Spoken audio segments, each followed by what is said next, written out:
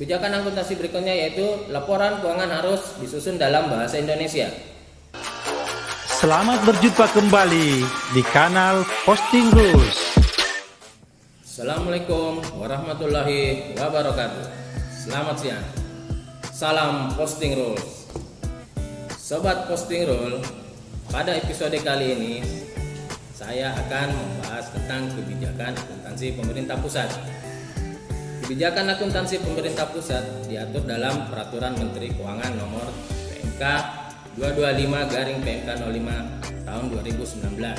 Kebijakan akuntansi pemerintah pusat adalah prinsip-prinsip, dasar-dasar, konvensi-konvensi, aturan-aturan, dan praktik-praktik spesifik. Tujuannya adalah memberikan pedoman bagi entitas akuntansi dan entitas pelaporan pada pemerintah pusat dalam menyusun LKPP, LKBUN, dan LKKN. Adapun tujuan lainnya yaitu memberikan pedoman dalam pelaksanaan sistem dan prosedur akuntansi pemerintah pusat. Penyusunan kebijakan akuntansi pemerintah pusat memiliki 6 acuan. Pertama, kerangka konseptual akuntansi pemerintahan, pernyataan standar akuntansi pemerintahan atau yang disingkat PSAP, dan interpretasi pernyataan standar akuntansi pemerintahan atau IPSAP. Yang kedua, buletin teknis dan produk komite standar akuntansi pemerintah atau yang disingkat KSAP lainnya. Tiga, peraturan, ketentuan, dan kebijakan yang dikeluarkan oleh pemerintah di bidang akuntansi dan pelaporan keuangan. Yang keempat, peraturan perundang-undangan yang relevan dengan laporan keuangan. 5. Standar akuntansi dalam negeri terkini yang dikeluarkan oleh Badan Penyusun Standar Akuntansi Sektor Publik lainnya. Yang keenam, standar akuntansi internasional terkini yang dikeluarkan oleh Badan Penyusun Standar Akuntansi Sektor Publik lainnya. Tujuan laporan keuangan untuk menyajikan informasi yang berguna bagi pengambilan keputusan dan untuk menunjukkan akuntabilitas entitas pelaporan atas sumber daya yang dipercayakan kepada pimpinan entitas, baik entitas akuntansi maupun entitas pelaporan. Tanggung jawab atas laporan keuangan. Pimpinan entitas, baik entitas akuntansi maupun entitas pelaporan, bertanggung jawab atas penyusunan dan penyajian laporan keuangan. Kebijakan akuntansi selanjutnya yaitu terkait komponen laporan keuangan. Komponen laporan keuangan terdiri atas 7 macam komponen. Yang pertama yaitu laporan realisasi anggaran atau yang disingkat dengan LRA, yang menyediakan informasi mengenai realisasi pendapatan LRA, belanja, transfer, surplus atau defisit LRA, dan pembiayaan dari suatu entitas pelaporan. Yang kedua, laporan perubahan saldo anggaran lebih atau yang disingkat dengan LPSAL, merupakan komponen laporan keuangan yang menyajikan secara komparatif dengan periode sebelumnya pos-pos berikut: sal awal, penggunaan sal, sisa lebih atau kurang pembiayaan anggaran tahun berjalan, koreksi kesalahan pembukuan tahun sebelumnya, dan sal akhir. Neraca merupakan komponen laporan keuangan yang menggambarkan posisi keuangan suatu entitas pelaporan mengenai aset, kewajiban, dan ekuitas pada tanggal tertentu. Komponen laporan keuangan yang keempat yaitu laporan operasional atau yang biasa disingkat dengan LO. Merupakan komponen laporan keuangan yang menyediakan informasi mengenai seluruh kegiatan operasional keuangan entitas pelaporan yang tercerminkan dalam pendapatan LO, beban, dan surplus atau defisit operasional, serta kegiatan non-operasional dan pos luar biasa dari suatu entitas pelaporan. Komponen yang kelima yaitu laporan arus kas. LAK adalah bagian dari laporan keuangan yang menyajikan informasi penerimaan dan pengeluaran kas selama periode tertentu, yang diklasifikasikan berdasarkan aktivitas operasi, investasi, pendanaan, dan transitoris. Komponen yang keenam yaitu laporan perubahan ekuitas atau yang disingkat dengan LP. Merupakan komponen laporan keuangan yang menyajikan sekurang-kurangnya pos-pos ekuitas awal, surplus defisit LO pada periode bersangkutan, koreksi-koreksi yang langsung menambah, mengurangi ekuitas, dan ekuitas akhir. Berikutnya adalah komponen terakhir dari laporan keuangan, yaitu catatan atas laporan keuangan atau yang disingkat dengan caleg. Caleg merupakan laporan keuangan yang meliputi penjelasan, daftar rincian dan atau analisis atas laporan keuangan dan pos-pos yang disajikan dalam LRA, LPSAL, neraca, LO, LAK, dan LPE. Termasuk pula penyajian informasi yang diharuskan dan dianjurkan oleh standar akuntansi pemerintahan, serta pengungkapan-pengungkapan lainnya yang diperlukan untuk penyajian wajar laporan keuangan, seperti kewajiban kontingensi dan atau komitmen-komitmen lainnya. Kebijakan akuntansi berikutnya yaitu laporan keuangan harus disusun dalam bahasa Indonesia. Laporan harus dinyatakan dalam mata uang rupiah. Penyajian neraca, aset dan atau kewajiban dalam mata uang lain selain dari rupiah harus dijabarkan dalam mata uang rupiah dengan menggunakan kurs tengah bank sentral. Laporan keuangan wajib disajikan secara tahunan berdasarkan tahun takwim. Penyajian informasi dalam laporan keuangan harus memenuhi 4 kriteria. Pertama, relevan terhadap kebutuhan para pengguna laporan untuk pengambilan keputusan. Kedua, dapat diandalkan, netral, dapat diverifikasi, mencerminkan kehati-hatian dan mencakup semua hal yang material. Tiga, dapat dibandingkan antar periode. Dan yang keempat, dapat dipahami penggunanya. Penyajian laporan keuangan. Laporan keuangan harus menyajikan secara wajar posisi keuangan. Aset disajikan berdasarkan karakteristiknya menurut urutan likuiditas, sedangkan kewajiban disajikan menurut urutan waktu jatuh temponya.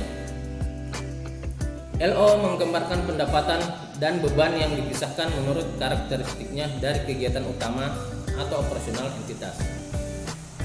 Catatan atas laporan keuangan harus disajikan secara sistematis dengan urutan penyajian sesuai komponen utamanya dan dijelaskan secara berjenjang pertimbangkan tingkat materialitas. Penjelasan atas pos-pos laporan keuangan tidak diperkenankan menggunakan ukuran kualitatif seperti sebagian besar untuk menggambarkan bagian dari suatu jumlah, tetapi harus dinyatakan dalam jumlah nominal atau persentase. Perubahan akuntansi wajib memperhatikan perubahan estimasi akuntansi, perubahan kebijakan akuntansi, dan kesalahan mendasar. Konsistensi laporan keuangan. Perlakuan akuntansi yang sama diterapkan pada kejadian yang serupa dari satu periode ke periode lain oleh suatu entitas pelaporan atau prinsip konsistensi internal.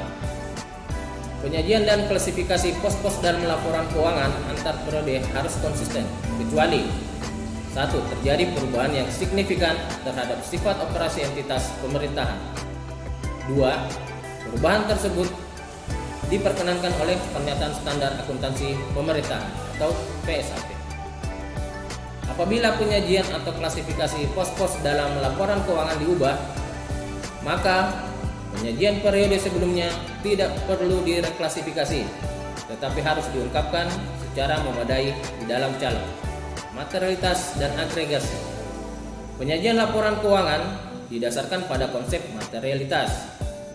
Pos-pos yang jumlahnya material disajikan tersendiri dalam laporan keuangan, sedangkan pos-pos yang jumlahnya tidak material dapat digabungkan sepanjang memiliki sifat atau fungsi yang sejenis. Informasi dianggap material apabila kelalaian untuk mencantumkan atau kesalahan dalam pencatatan informasi tersebut dapat mempengaruhi keputusan yang diambil. Informasi komparatif. Laporan keuangan tahunan dan interim disajikan secara komparatif dengan periode yang sama pada tahun sebelumnya. Khusus neraca interim disajikan secara komparatif dengan neraca akhir tahun sebelumnya. Laporan operasional interim dan laporan realisasi anggaran interim disajikan mencakup periode sejak awal tahun anggaran sampai dengan akhir periode interim yang dilaporkan. Informasi komparatif yang bersifat naratif dan deskriptif dari laporan keuangan periode sebelumnya wajib diungkapkan kembali apabila relevan untuk pemahaman laporan keuangan periode berjalan. laporan keuangan interim. Laporan keuangan interim adalah laporan keuangan yang diterbitkan di antara dua laporan keuangan tahunan dan harus dipandang sebagai bagian integral dari laporan periode tahunan. Penyusunan laporan interim dapat dilakukan secara bulanan, triwulan, atau semesteran. Laporan keuangan interim memuat komponen yang sama seperti laporan keuangan tahunan yang terdiri dari neraca, laporan realisasi anggaran, laporan operasional, laporan arus kas, laporan perubahan ekuitas, laporan perubahan saldo anggaran lebih, dan catatan atas laporan keuangan.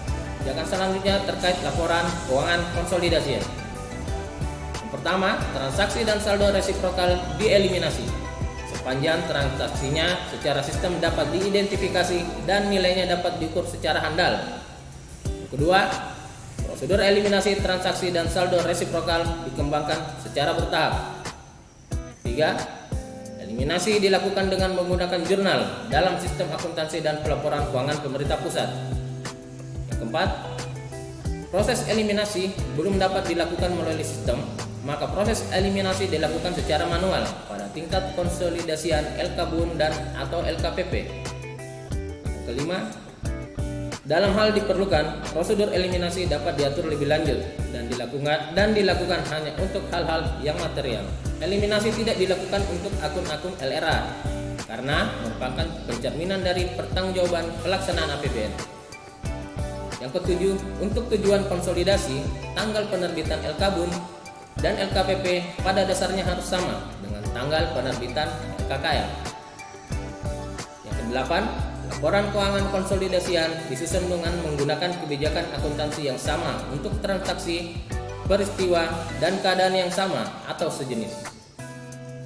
Yang kesembilan, laporan keuangan konsolidasian pada Kementerian Negara atau lembaga sebagai entitas pelaporan mencakup laporan keuangan badan layanan umum. Keterbatasan laporan keuangan. Yang pertama, bersifat historis. Pencatatan atas transaksi atau peristiwa yang telah lampau akan terus dibawa, bersifat umum, baik dari sisi informasi maupun manfaat bagi pihak pengguna. 3. Penggunaan berbagai pertimbangan dan taksiran. 4. Hanya melaporkan informasi yang bersifat material. Yang kelima, bersifat konservatif dalam menghadapi ketidakpastian. Yang keenam, lebih menekankan pada penyajian transaksi dan peristiwa sesuai dengan substansi dan realitas ekonomi dan bukan hanya untuk hukumnya atau formalitas. Demikianlah pembahasan kita tentang kebijakan akuntansi pada episode kali ini. Lebih dan kurangnya mohon dimaafkan. Sampai bertemu kembali dalam episode berikutnya. Salam Posting Rules. Ikuti terus episode berikutnya. Hanya tayang di YouTube dan simak di Spotify, Anchor, Google Podcast, dan Apple Podcast. Jangan lupa nonton nah.